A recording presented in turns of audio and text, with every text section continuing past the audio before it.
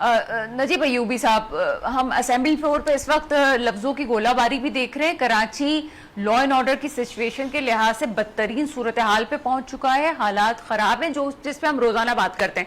میں ایک اور ٹاپک پہ آپ سے بات کرنا چاہوں گی. یہ جو آرٹیکل 140A ہے، یہ اکثر ایم کیو ایم کے بھی لوگ میرے پروگرام میں آ کے بات کر رہے ہوتے ہیں، تو آلریڈی نافذ ہے. ہم کیا چاہ رہے ہیں، کیا ہو اس کے اندر؟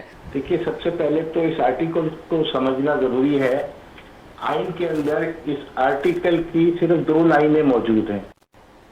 المیہ یہ ہے کہ آئین کے اندر بلدیاتی ریفرنس سے صرف 2 لائنیں موجود ہیں، اور ان 2 لائنوں کے اندر جو چیز لکھی ہے وہ یہ ہے کہ اختیارات نچلی سطح پہ ڈیوالو کیے جانے چاہیے.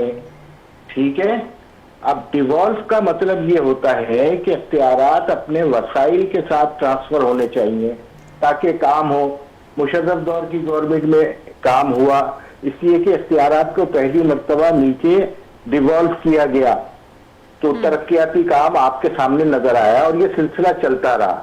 اس کے بعد اس کے اندر 18ویں ترمیم آئی جس میں تمام چیزیں وفاق کے بجائے صوبے نے اپنے پاس کر لی.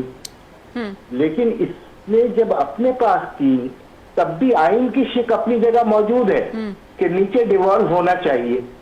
تو سب سے پہلی غلطی یہ ہوئی کہ 18ویں ترمیم نے یہ سمجھ لیا کہ ہم نیچے ڈیوالو نہیں کریں گے، اپنے ہاتھ میں رکھ لیں گے.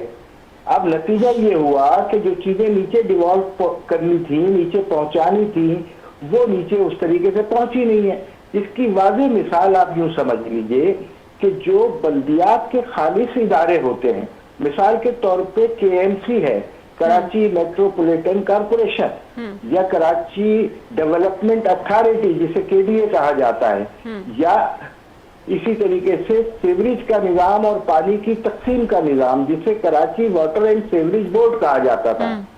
یہ تمام چیزیں جو وسائل کی حد تک پیسہ جنریٹ کر کے نیچے دیتی تھی، یہ سب سندھ حکومت کے پاس چلی گئی. اور سندھ حکومت 18ویں ترمیم کے نتیجے میں یہ سمجھ رہی ہے کہ اس نے 141 کو بھی جو ہے نا اب ختم کر لیا، اب ساری چیزیں ہمارے پاس آ گئیں. تو کراچی کو اس نے کوٹ کا درجہ دے دیا، بجائے یہ کہ ایک میگا پولیٹن سٹی کا درجہ ہوتا.